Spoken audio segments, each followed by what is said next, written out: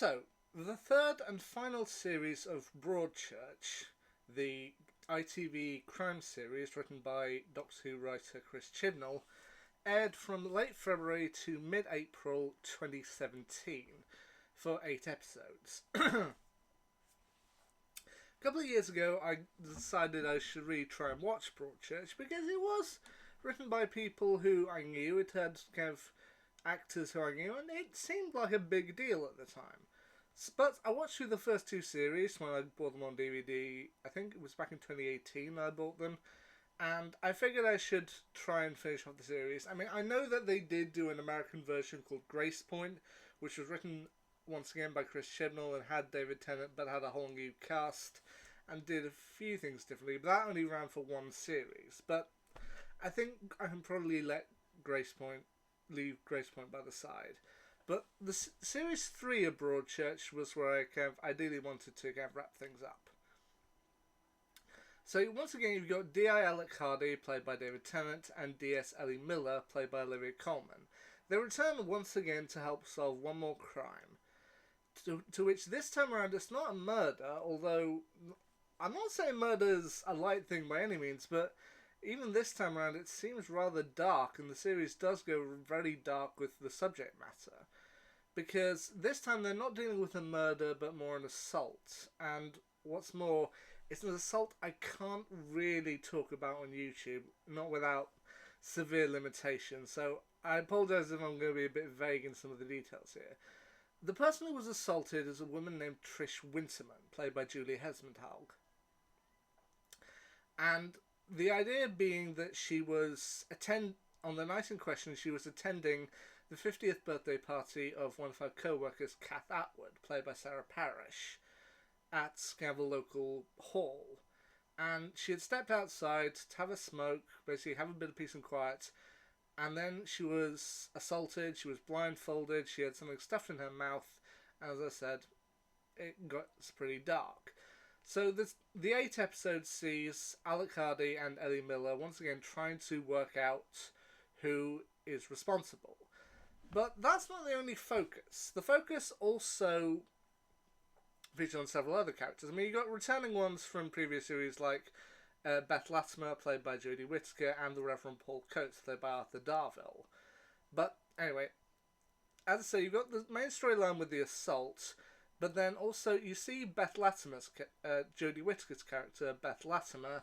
She joins an organisation called SARA, S-A-R-A, basically to help women in those cases of assault. Basically have people to talk to them, people who can help them out with things. She joins them and she is assigned to Trish Winterman's case. And I will say this, while I haven't seen Jodie Whittaker in a lot of things, like I personally haven't yet watched St. Trinians, I haven't seen Time, or stuff like that, but the main thing that I personally know Jodie Whittaker for was for when she played the 13th Doctor from 2018 to 2022, and while I do enjoy that performance a lot, I actually think that her performance here as Beth Latimer is, I think, my favourite of Jodie Whittaker's roles. I mean, as I said, I haven't seen very much of her work, but I do actually like this role more. I mean, you can see her as a mother kind of being pulled in various different directions. Like, the series also, this particular series kind of shows more them going into depth her relationship with her husband Mark Latimer, played by Andrew Buchan. And following the death of their teenage son, it becomes a question of, do they want to stay together, or should they even stay together? Can they repair their relationship at all? Do they actually want to repair it? And as I said, I do like Whittaker's role here, so I feel she does really well showing the kind of mental turmoil she's going through. She's expected to be the person who kind of keeps her family together, someone who tries to kind of comfort other people. She needs to be strong, she needs to be angry, and you just see moments where she just wants to cry, but she feels she can't because she needs to be strong for other people. And there are lots of kind of new characters in this series. One thing that I did feel with the first 2 series of Broadchurch was that it was quite evident how how small Britain is as a country, as they do use a lot of the same actors. And a lot of them I do recognise as being from Doctor Who. I mean, obviously, David Tennant, Olivia Colman, Jodie Whittaker, and Arthur Darvill. And the previous series did have a lot of that as well, with characters played by David Bradley, Jonathan Bailey, Eve Miles. There are a ton. And this one particular series also adds 3 new ones. I mean, you've got, as I said, Trish Winterman, played by Julie Hesenthal, who would eventually join Doctor Who as Judy Maddox, the head of people at Kablam in 2018, alongside Jodie Whittaker. Her friend Kath Atwood, as I said, played by Sarah Parish, who you might remember as the Empress of the Arachnos from 2006's The Runaway Bride. You've got her boss, Ed Burnett, who Trish, Kath and Ed all work together at a kind of small knick-knack shop, just outside town, and Ed is played by Sir Lenny Henry. To which, I'll be honest about this, I mainly knew Lenny Henry as a presenter. I remember kind of in the past when he presented stuff like Comic Relief, and I'll be honest, I didn't know so much about Sir Lenny Henry as an actor, aside from his role also in Doctor Who in 2020's Spyfall. But so it's nice to see him here as another role, to which he is kind of one of the kind of chief suspects as you look at things. But then as things go on, you do kind of get more used to that. And you've also got a woman named Sahana Harrison, played by Sinetra Saka, who is kind of Jodie Whittaker's boss at Sarah, kind of talking her through the process. There are also other characters who popped up as well. Like, I do particularly like the role that the kind of journalist had from the previous series. She is now effectively being told that people don't really care about the kind of big news articles that she wants to pursue. Like, if she's going to continue to be a journalist, her paper is going to have to change, and she's going to have to make way for kind of fluffy puff pieces like kittens being saved from a bucket, to which she does get pretty mad. And there are also other actors who show up who I don't know for Doctor Who specifically, but I do know from other things, like Ben Hayward, played by William Andrews. Now, William Andrews, he might have appeared the previous series, I can't necessarily remember on that, but I don't know him for Doctor Who. I mainly know him for 2 kids shows I watched growing up. Sorry I've Got No Head, which is kind of a satirical sketch show, and Pixel Face, which was kind of a spin-off of Sorry I've Got No Head. And you also get Aaron Mayford, a former, person of interest for the police, and he's played by Jim Howick, who appeared earlier this year in the Great British Bake Off Stand Up to Cancer, but I would mainly know him from Horrible Histories or Ghosts, which he does provide a kind of nice kind of view for the series.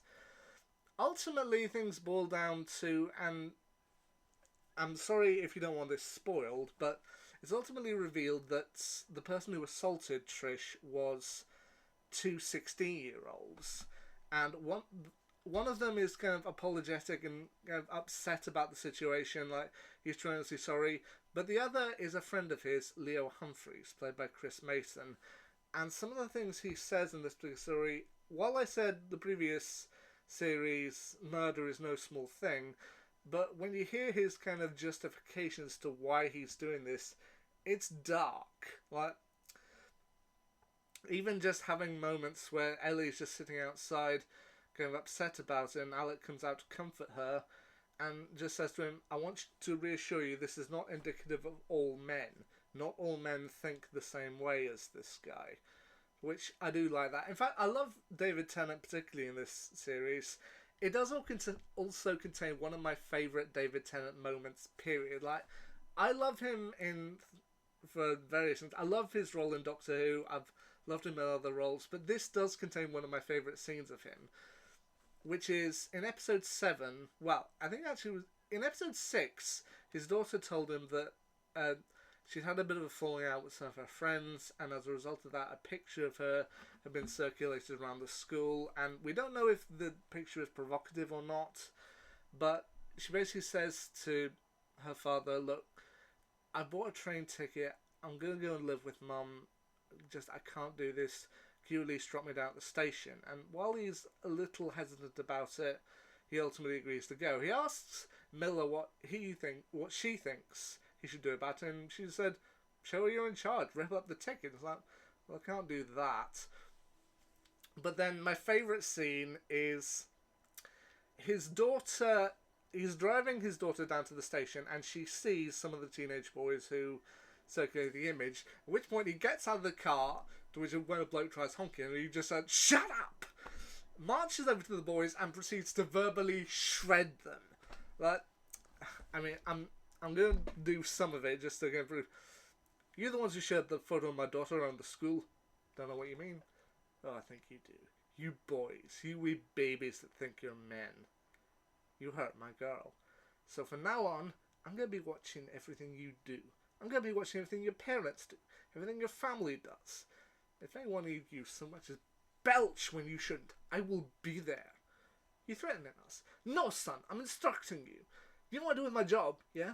I deal with murderers and brutal thugs, and I win. I get the better of them, so don't for a second imagine I will break a sweat getting you in line. To which, I apologise if that's a dreadful Scottish accent, but to me, this just moment shows for me why David Tennant is one of the great actors. Just him having such fury in his voice talking at these boys, I freaking love it. Now, I have had a rule in the past that, well, in the past year or so, that for my favourite television shows, I've had a top 9 for the past year. The question is, does this show make my list? And to be honest, I'm not sure at this point, because I've had a rule that in order for a show to make my list, I need to have either seen all of it or majority of it. Like, in terms of ones like the majority, like Scorpion, I haven't seen the final season, or the final season of House, but I both really love those shows. Whereas this one, I've now seen all of it, and I don't think I can put it on my list. Mainly because it's not a show I feel I could rewatch over and over. Like, this one is so heavy emotionally that I think you would have to kind of build yourself up for it. Like, every few years go, okay, I'm going to rewatch this show and try and get through it. But ultimately, I do think that this is a great show. Like, it was written by one of the same guys who did Doctor Who, and it had a lot of the same actors, and they proved they were well beyond one note. Like, these guys, they made this show interesting. Like, depending on season to series to series, which ones you think are best, I've heard kind of different accounts. Some people love the first two but don't like the third. Some people like the first and the third but don't like the second. But I'm glad I went on this journey, and I'm glad I finished it up. So there you go. There's my quick little thoughts on Broadchurch Series 3. Anyway, what will be my next thing we'll get into? Well, I'll have to wait and see. Until then, see ya.